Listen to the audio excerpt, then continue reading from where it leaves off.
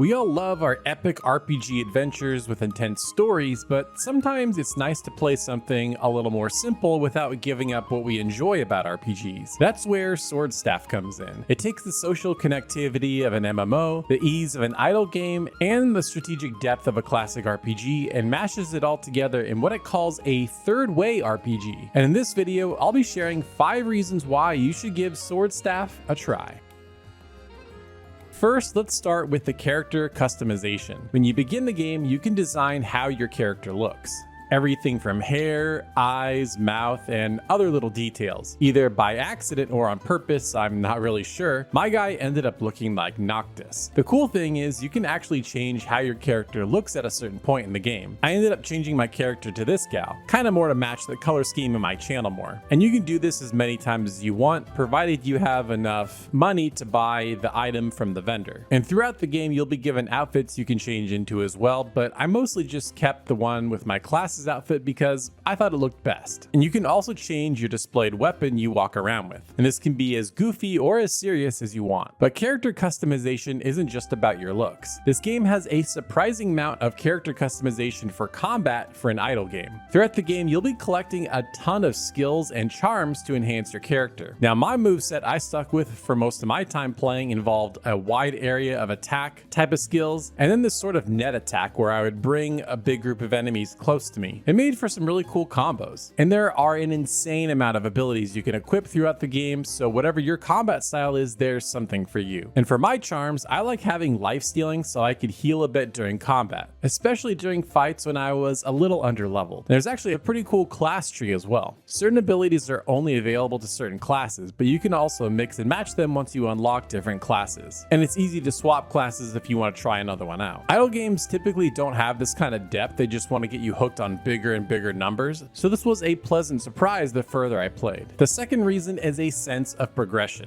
If you like leveling things up, unlocking things, and getting stronger, this is the game for you. There are so many ways to feel a satisfying sense of progression. You can level up almost every aspect of this game. You will never feel like there's nothing to do. Let's start with the character. Your character's level can increase, you can level up your gear, and you can level up your character class as well. Some have limits tied to your level, but some require different resources. And there are also parts of the world that can't be accessed until your power level is high enough, so you'll be constantly trying to improve your character to fully explore the world, something I'll dive into in the next section. Speaking of which, let's talk about your caravan. This is where you collect resources over time. As you progress further in the game, you can accumulate resources faster by leveling them up. If you need more immediately, you can go into the world to farm them more quickly and easily. You can also take apart old gear for raw resources, something you'll end up doing quite a bit as you accumulate a lot of gear. You'll also meet companions through your adventure who will occasionally join you for bigger battles. Once you unlock the functionality at your home, you can start raising your affinity level with them by giving them gifts. The higher their affinity level, the more combat bonuses you'll receive. Speaking of which, your home also has a variety of things that will unlock throughout the game depending on your level. Things like different vendors, an auction house to trade with other players, and much more. You also have a journal. Here you can partake in different side activities that also have their own progression loops with rewards. Some of these are literally meant to set up and go until you can't progress any further. You then go back and level up and then try again.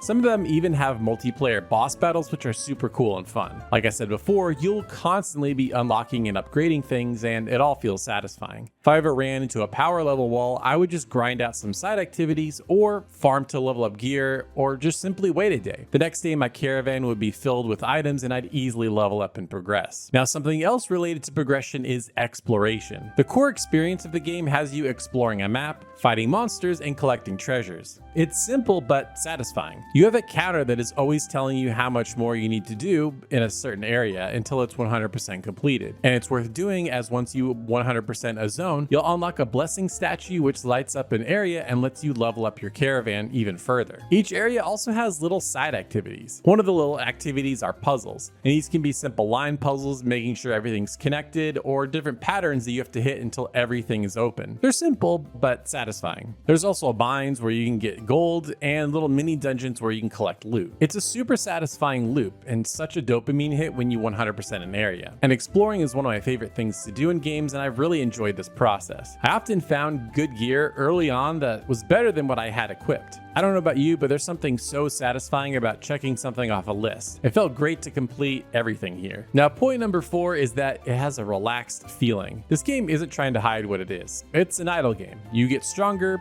fight enemies, level up, do it again. This ain't Dark Souls. And I genuinely appreciate that. Sometimes you need a game where you can just turn your brain off for a bit and just chill after a long day. And that was always my approach. I would play a bit until I felt satisfied, come back the next day, get all the loot from my caravan, level up, and do it all over again. The vibe of the game is also really chill and relaxing. It has this really cheerful, colorful anime look, cute characters and voice acting, and it's not trying to stress you out with some deep, complicated plot. Again, this game knows what it is and it leans into it. It's not trying to be more than it is. And another part that really plays into that, and I think truly deserves its own section, is the music. I really enjoyed the music in this game. Most of the time you'll be hearing the chill overworld or home themes that I've been playing throughout the video. Both have an upbeat vibe to them, and they're great on their own. But some of the various side activities have my favorite music in the game. The mall menu has this cool song that reminds me of kind of being at a beach with its unique blend of instruments. I have an ever-growing playlist of chill RPG songs, and this one definitely made it on there. But my favorite song has to be the Grand Treasure Hunt song. It has this classic, uplifting fantasy vibe with violins, flutes, and accordions. I love this song. It's so joyful and fun. It always made me smile whenever I listened to it. And overall, this just has a very upbeat, melodic soundtrack. Now, Sword Staff launches May 19th for iOS and Android. Be sure to download and start playing to get all the awesome launch rewards. I'll be sure to leave a link for you down in the description so you can start playing. Thanks once again to Bolt Ray Games for sponsoring the video, and thanks to you for watching.